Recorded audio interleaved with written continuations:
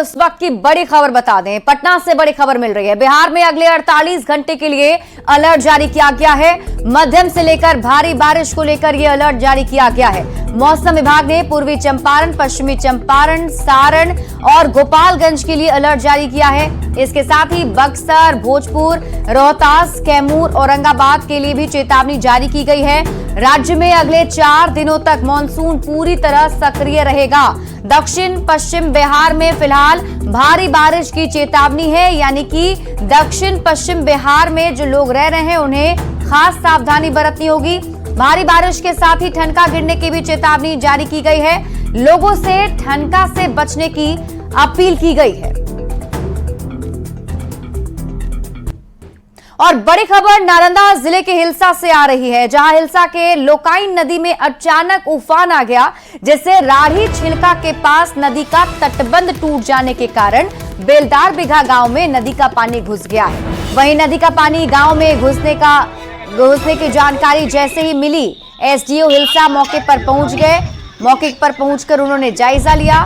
राहत शिविर चालू करने की प्रक्रिया भी अब शुरू कर दी गई है।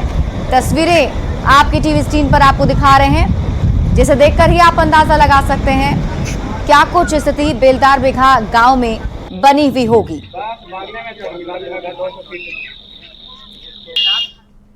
गिरिडीह के सरिया थाना क्षेत्र में मिट्टी की दीवार गिरने से महिला की दबने से मौत हो गई है। सूचना मिलते ही मौके पर पहुंची पुलिस ने शव को कब्जे में लेकर पोस्टमार्टम के लिए भेज दिया है। स्थानीय जनप्रतिनिधि ने बताया कि महिला अकेले घर में रहती थी। इनका पति कई साल से बाहर रहता था। महिला रात में खाना बनाकर बाहर निकली थी और तभी घर का मिट्टी का दीवार गिर गया, जिसके नीचे महिला दब गई और उसकी मौत हो गई। लगातार जो बारिश हुई, बारिश के कारण मिट्टी के मकान धंस जाने के कारण दब के मौत हो गई।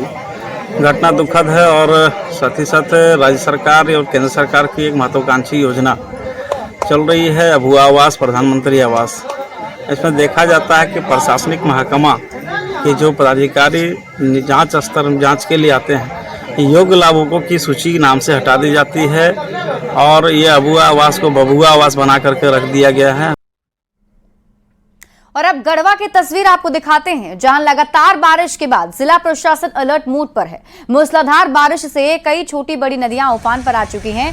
जिले के मझियाओं और कांडी प्रखंड से गुजरी कोयल नदी और सोन नदी भी उफान पर है, जिससे कि जनजीवन अस्त व्यस्त हो गया है। इस बीच अधिकारियों ने कोयल नदी के पुल का भी निरीक्षण किया है, जहां नदी के बाढ़ के दबाव की वजह से पुल में कंपन महसूस की जा रही है। इसके बाद सावधानी के तौर पर तुरंत पुल पर ट्रैक्टर को खड़ा कर आवाजाही पर रोक लगा दी गई।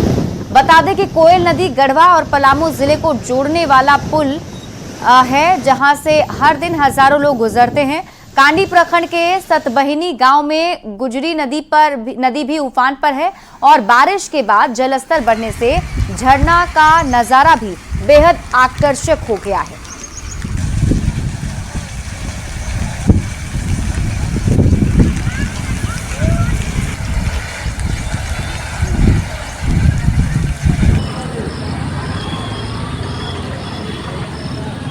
और अब आपको जमशेदपुर लिए चलते हैं, जहां स्वर्ण रेखा और खारकाई दोनों नदियों का जलस्तर लगातार बढ़ता जा रहा है और इस बीच ओडिशा और चांडिल डैम का भी फाटक खोल दिया गया है। अब इसको लेकर जमशेदपुर जिला प्रशासन अलर्ट मोड पर है। इधर नदी का जलस्तर बढ़ता देखकर जमशेदपुर नोटिफाइड एरिया कमेटी की ओर से नदी के तटीय इलाकों में माइक के जरिए लोगों को सुरक्षित स्थान में जाने के लिए कहा जा रहा है। वहीं जमशेदपुर जिला प्रशासन की ओर से शेल्टर होम और सामुदायिक भवन में लोगों की रहने की व्यवस्था की गई है। नदियों के निचले इलाकों में रहने वालों को सुरक्षित जगहों पर भेजने का काम भी किया जा रहा है। न्यूज़ 18 संवाददाता आशीष तिवारी की ये रिपोर्ट देखिए। बारिश जो लगातार 24 घंटे से 48 घंटे से जो बारिश हो रही है, कभी भी बारिश जब तेज होती है और जो फाटक खुलने के बाद बहाव जो है ब्लॉक हो जाता है नदी में, जिसके कारण इस नदी जो किनारे तट में है वहाँ पर पानी अचानक से बढ़ जाती है और बस्ती में घुस जाती है। लोगों के जान माल की हानि हो सकती है। सुरक्षा दृष्टिकोण से हम लोग 10 घंटा पहले, 12 घंटा पहले से अनाउंसमेंट कर रहे हैं। इस पर पूरा हमारी टीम लगी हुई है, पूरा प्रशासन की टीम लगी हुई है। तरह से अलर्ट मोड पर है और देख सकते हैं कि दोनों नदियां जो है वो पूरी तरह से उफान पर है। हालांकि उड़ीसा का भी डैम खोल दिया गया है, तो 7 से 8 घंटे में ही वो पानी जो है उड़ीसा का डैम का पानी ये दोनों स्वर्णरेखा और ककाई नदी में पहुंचेगा। हालांकि बाढ़ को देखते हुए जिला के उपायुक्त तक लगातार जो है वो निर्देश जारी कर रहे हैं और नगर निगम के जितने भी अधिकारी हैं उनको कई दिशा निर्देश भी दिया गया है। जो निचले इलाके हैं, नदी से सटे जो निचले एरिया है उनको खाली करने का निर्देश दे दिया गया है। और देख सकते हैं कि बाढ़ का खतरा जमशेदपुर शहर के विभिन्न क्षेत्रों में अब मंडराने लगा है और बारिश जो है वो लगातार हो रही है, जो एक बाढ़ का खतरा लगातार इससे भी बन सकता है। हालांकि जिला प्रशासन द्वारा लगातार नदी किनारे जो बस्ती एरिया है उनको खाली करा दिया गया है और जैसे ही पानी बढ़ेगा उसको लेकर लगातार लोगों को अब ऊंचे एरिया पर पहुंचाया जा रहा है, जिससे लोगों को किसी तरह का नुकसान का सामना ना करना पड़े। न्यूज़ 18 के लिए जमशेदपुर से आशीष कुमार तिवारी।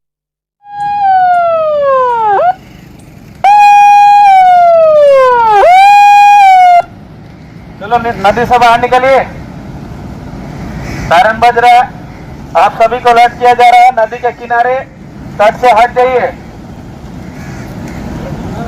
दोनों डैम का फाटक खोल दिया गया है। अचानक से जल स्तर बढ़ जाएगी नदी की। आपकी जान और माल की सुरक्षा के लिए आप सभी को सूचित किया जा रहा है, नदी किनारे से दूरी बनाकर रखें। जो भी है नदी किनारे तुरंत नदी तट को खाली कीजिए। नदी डैम का पानी खोल दिया गया है, जल स्तर कभी भी बढ़ सकता है, इसलिए आपको सुरक्षा दृष्टिकोण से जिला प्रशासन की ओर से आप सभी को सूचित किया जा रहा है। नदी तट से दूरी बनाकर रखें, सुरक्षित स्थान पर चले जाएं। लखीसराय में लगातार हो रही बारिश से एक बार फिर किसानों के चेहरे खिल उठे हैं।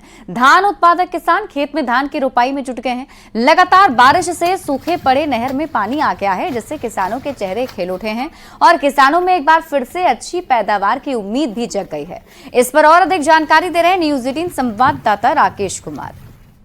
लगातार हो रहे बारिश के बाद धान उत्पादक किसानों के चेहरे खिल उठे हैं। आप देख सकते हैं खेतों में जमा पानी देखकर धान उत्पादक किसान काफ़ी खुश हैं और दिन रात जो है किसान जो है लगातार धान की रोपाई में जुटे हुए हैं। वर्षा होने लग गई तो बहुत राहत मिला है। राहत अब ऐसा लगता है कि धान अब उपज हो जाएगा, ऐसा संभवतः लग रहा है। लगातार बारिश के बाद धान उत्पादक किसानों की उम्मीद काफ़ी जगी है। राकेश, न्यूज़ 18 लखीसराय।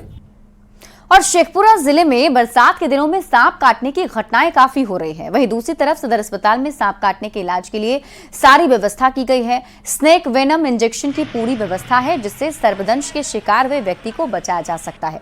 अभी तक 14 लोगों की जिंदगी बचाई गई है। सदर अस्पताल में क्या है तैयारी, बता रहे हैं न्यूज़ 18 संवाददाता अजीत कुमार सिन्हा। के दिनों में शेखपुरा जिले में इन दिनों सांप काटने का घटना काफ़ी हो रहा है और इलाज के लिए सदर अस्पताल में भी लोग आ रहे हैं। हालांकि संतुष्टि वाली बात यह है कि सदर अस्पताल में सांप जो काट लिया